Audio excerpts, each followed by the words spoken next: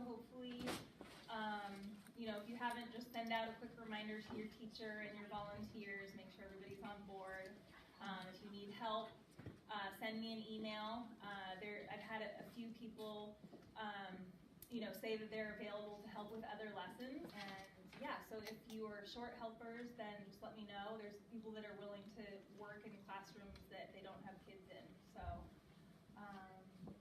yeah, if you don't know, if you can't remember when your lesson is, it's on the portal. If you can't find it, just send me an email and I'll let you know when it is. And again, if you know something comes up or you need to reschedule, just let me know and I can send you a list of options to shoot out to your teacher and we'll make it work.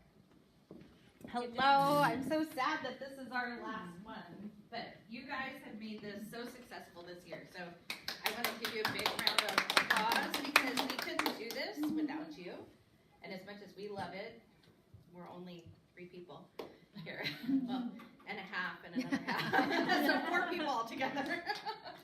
So tonight we're doing a project based off of Georgia O'Keeffe in that we are creating an abstracted picture based on nature. So you'll see in front of you, there's some imagery of flowers, succulents. Some are black and white, some are color.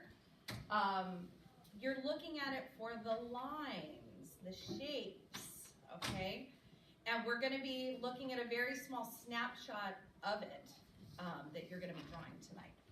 So the thing that Georgia O'Keeffe did so well is abstracting pieces from nature. So we don't expect you to create an original Georgia O'Keeffe or anything like that. And we're using kind of an interesting medium. We're going to be using tissue paper tonight. So we're going to be layering the tissue paper to create our colorful background.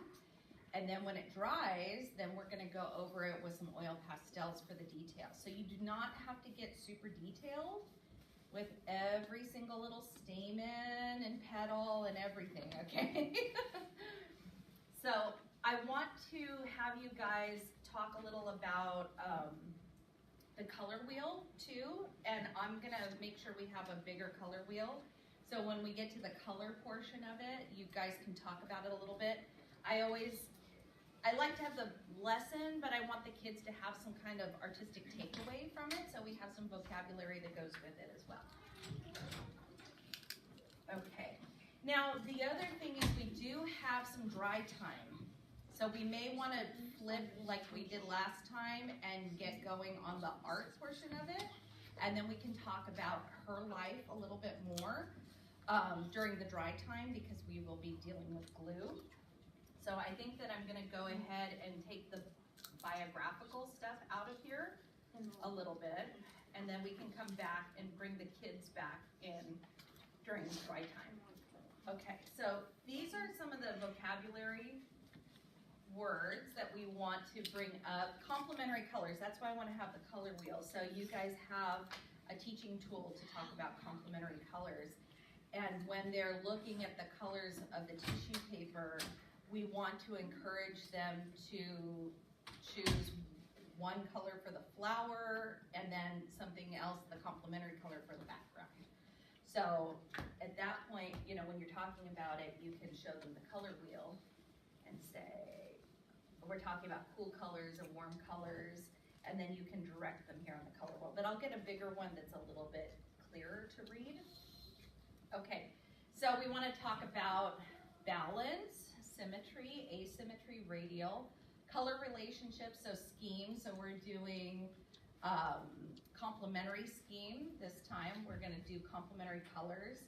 We've talked repeatedly about cool colors versus warm colors.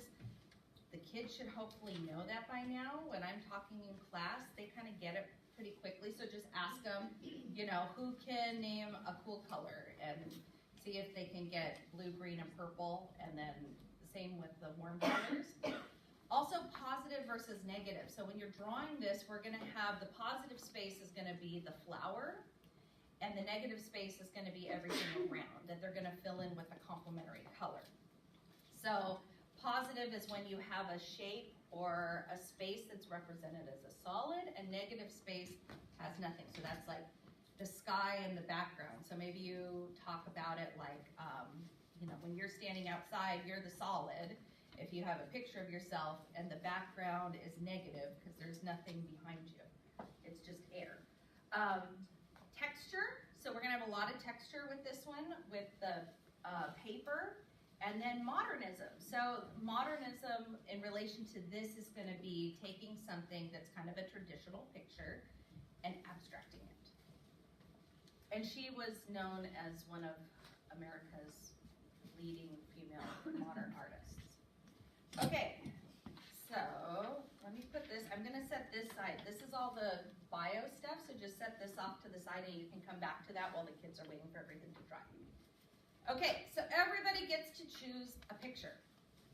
Everyone should have a viewport in front of you. So you're gonna take a picture, and we may want to get some magic tape. I don't know, Julie, what you think about maybe getting some magic tape. So we could have them put, magic tape is removable tape. So it doesn't tear everything up. It is pretty magical.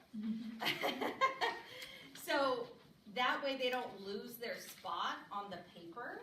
We could even cut some of these big ones up since our viewports are rather small here. And you're gonna place your viewport in kind of an interesting place on the picture. So this is really focusing on the shapes and getting your mind away from the idea that I'm doing a picture of a flower.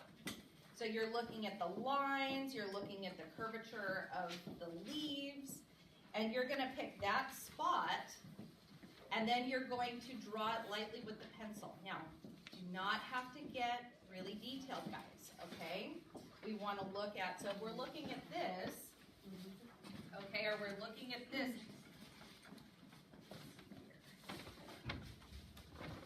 Okay, so here's my flower in the viewfinder. Here's my piece of paper, okay? So if we're looking at it here, okay, we see there's kind of a circle here, and then this is placed here within the paper. So this would be where we would start with the center. And this is how you can explain it to the kids. Just draw it right up here on the board so they understand. And so this is a little bit of hand drawing for them, which is, you know, sometimes challenging, but it's fun. And I'm sure you're gonna be awesome at this. And so then you're going to just start drawing your leaves, and you're gonna come all the way out here to the edge. And you can use your whole piece of paper. The important thing here is to make sure that you enlarge it on your 9x12 that you have, because you're gonna use the whole space. But remember, we do have the background, that's our negative space. So that's gonna be the complementary color. So you wanna leave that, don't fill it up completely. This is gonna be our little negative space, okay? Up here I have some negative space. I have this petal here, and then there's some space, and then I have another petal. So where there's little X's, that's gonna be my complementary color. And they can do it if they're getting lost with the lines, because it's abstracted. They can put a little X so they know, just very lightly. And that's honestly the extent of how much you need to draw on this right now. Okay, so everybody draw your flower. You can use the whole page. Keep it proportionate. So if you're doing a vertical, put your paper vertically. If you're doing it horizontally, put your paper horizontally. And you're gonna look, okay, so is this in the center of my paper? Yeah, this looks like it's on center. And you can kind of tell them, you know, if you imagine making a cross on your paper and you have quadrants, okay, you can see, oh, well, this is in the middle, but it's kind of below the center. So that's where we're gonna do that. And then you wanna keep some open space up here. So this is a little bit of line drawing, but I think that's good for everybody. Is anyone having a hard time? You're just saying that we need to create some areas where you have negative space. Yes. Rather than have a tight prompt. Yeah, it would probably be better if you have some negative space, or leave some negative space on the paper if you want. Pull it out to the edges. So that way we can do our contrast. There should be like up to 3 copies of each of these flowers. So this should hopefully only take about 10 minutes to do your line drawing. Once you do your pencil line lightly, if you want to instruct the kids to put a very light, not a heavy X, in the negative space so they don't forget, we're not going to cover that space. Okay, so the X is really just a little tool to help us remember. So here we have our viewfinder. This is what we should have on our paper. It should be kind of filled up, but you can see here to make a little X in the negative space. So it walks you through it pretty easily. Now don't be afraid to expand and blow it out to the edges of the paper. Because this is really about looking at it differently, not just like a flower. And we have all these great images here. So I think this is really an interesting one here to show them. She did a study of Jack in the Pulpits, and you can see, you can see here the full one. You can see the whole flower with the background and leaves, but then you can see here where she did studies and she went in really tight on it. And when you look at this, that's still the same type of flower, but it doesn't look like it. It looks like curved lines, it looks like color blending together, but these came from this study, so to help them understand. This was a piece that she did from her, it was called her pelvic series. So she had bones, animal bones, and this is actually part of a pelvis. But when you look at this, it doesn't look like a bone. It looks like a beautiful stone arch or something. So that's where I want them to understand how we are breaking it down to interesting color and line and form. So once you're done with your line drawing, you can take the Sharpie and go ahead and outline the pencil lines now, because we're going to apply the tissue paper over top and we want to be able to see the black line through it. Okay? And you don't have to get too detailed because all these little details you can do afterwards with oil pastels. Okay? So this is really about just getting the color down, and then you can layer. So we're going to talk about if you're using a warm palette for your flower, you know, you can start with the red and then you can layer orange over it to deepen the color. Oh, I broke the first rule of art docent. What happens in art docent stays in art docent. Everyone should have put their names on the back. And I always do, I'm the worst, I forget too. So remember, let's have the kids put their names on the back and a pencil. Okay, we all good? Everybody knows where their negative space is? You have an idea? Okay, so the next thing we're going to do is we're going to pass out tissue. And we're going to start with a warm palette. Who can name a warm color? Red. What else is a warm color? Orange. Yellow. Okay, so we're going to start with the warm palette. And if you have some other colors you want to add in, I know some people have greens and purples. We're not going to be too fixed with it. But I want you to think about contrast, okay? And I want you to think about what the complement to your color would be. So, does anyone know what the complement of red is?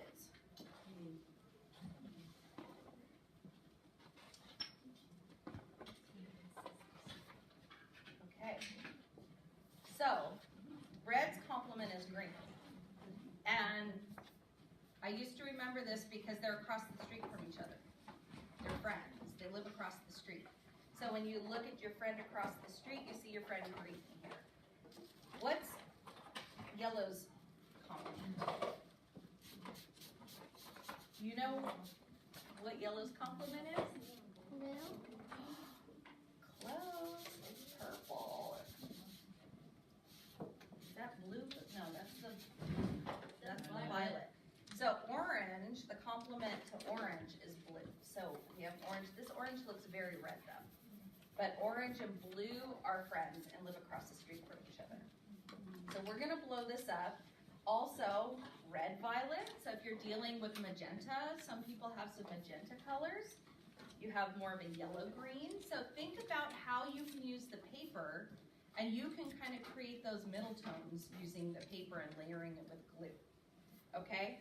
So we're going to tear the paper. You're going to just start putting it into your petals, your leaf areas, and then get the color on, and then we'll go in and we're gonna do all the cool details with the oil pastels.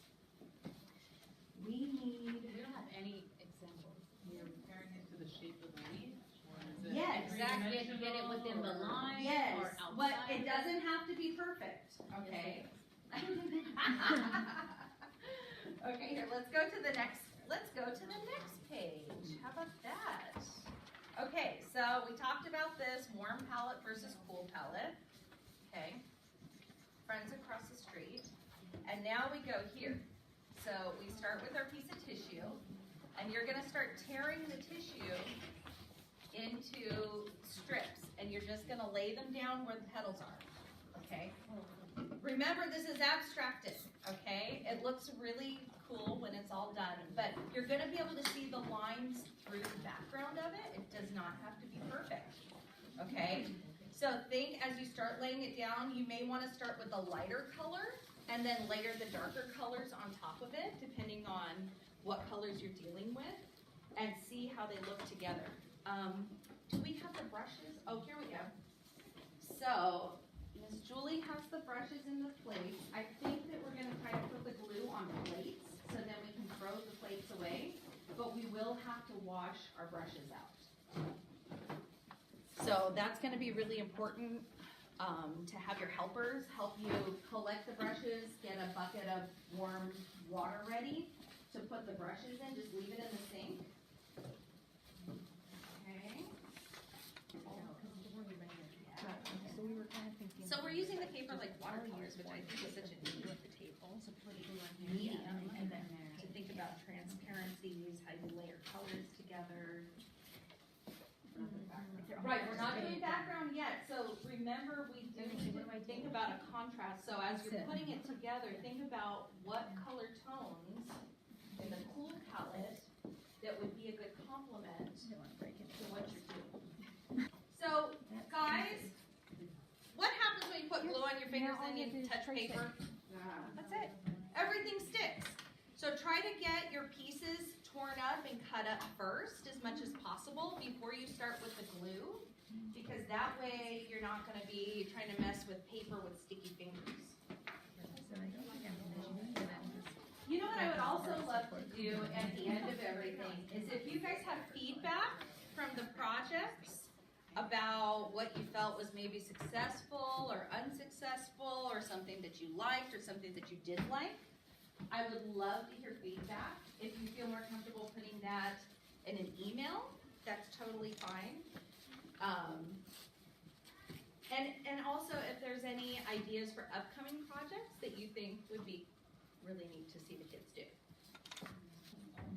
So this page talks a little more about the background and how you're gonna try to create that contrast with the complementary background color on the white paper. And then they can start sticking it on. Don't do the whole page at one time because it'll probably dry too fast, but like maybe do like the bottom right quadrant and work on that. And then work on the middle or whatever, but get the glue on the paper so it starts sticking. And then once you kind of get everyone where they want to be, then you can just take the brush and go over it at the end. They're not dealing with such big pieces, or at least maybe we make them like 3x3 kind of size. I know, me too. It's like I know.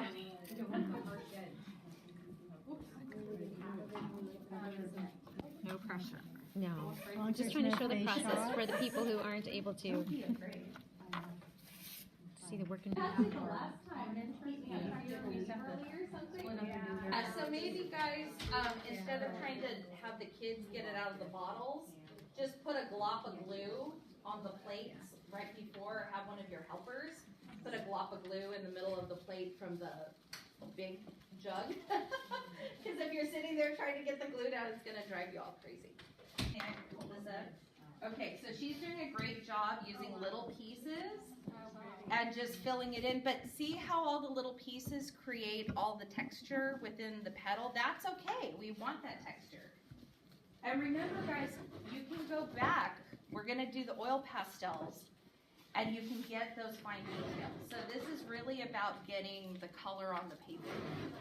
Yes, so go ahead, if you finish your flower and want to move on to your complementary background, please get started on that. Go ahead, again, fill in the white with the glue and just start sticking to it and work in small areas. If they see that the kids are taking too long on the flower, can they forego the background and just focus on the flower? That's a great idea. I would say, yes, we don't want them to not get their flower done. So focus on that if we need to. And then they can have an opportunity maybe with the pastel to just kind of rub some color into the negative space with the pastel, the complementary pastel. Because we do want them to have a finished product. So it seems like some of you are close to being done. There are oil pastels on the table. We do have to have a little bit of dry time, so I'm going to take the time while we're letting stuff dry to talk a little about Georgia O'Keeffe and her background. And everybody knows her for her flower drawings, but she actually did very interesting cityscapes too, which were very unusual. So she was almost 100 when she passed away. She was born in Wisconsin and grew up on a farm, so she always felt a connection with nature. And by age 10, she knew that was it. She was going to be an artist. She studied art in Chicago and New York, and she spent several years teaching in an elementary school. So guys, as you're getting done, do a quick layer of glue over the top, and that way the oil pastel will go on a little more smoothly. So she taught in elementary school and in college, and in the 1920s she stopped teaching and moved to New York, and she married a famous artist named Alfred Stieglitz, which maybe some of you have heard of him, who's a renowned photographer, and he had a gallery. He was very impressed by her work, and so that's how they came together and got to know each other because of their art. And he was a huge supporter of her art. These are some of her landscape pieces that she did, her cityscapes, which I think are so beautiful in their own right. And you can see these hints of what we know of her here in the blending of the smoke and the light, the delicacy of how the light blends and the colors layer over each other. She was trying to really capture the grandeur of New York City, because at the time, I mean, you have to think this is the 20s. This was like the city to be in. And she lived in one of the skyscrapers, so she would look down. She was integrating perspective into it. Do you guys remember what perspective means? What does perspective mean? If you're drawing something in perspective, do you remember? Remember when we did the giants of the earth? Remember? So when you look at something far away from you, is it big or small? Small. So when you look at some of her artwork here, she was showing these skyscrapers, right? And remember when we did our trees and we were like the ants on the ground looking up? That's how she was drawing the skyscrapers in perspective. So as you look up, they get smaller and smaller and smaller, like our trees did. So by the mid-1920s, she was kind of getting tired of the busyness of New York and felt that people in New York did not pay attention to nature, the beauty of the natural world around her. And so she started drawing flowers and other things that kind of magnified these natural elements and focused on flower shapes and color and details. And one of her quotes says, "Nobody sees a flower really, it's so small, we haven't time. And to see takes time, like to have a friend takes time." So I think that's a really interesting quote. And you can see some of her pieces we have up here. I think the red canna is really interesting. I don't know if you've ever seen a canna flower. It's really kind of big and roughly looking, and she did a nice detail, sort of like what you guys are doing of really zooming in on that there.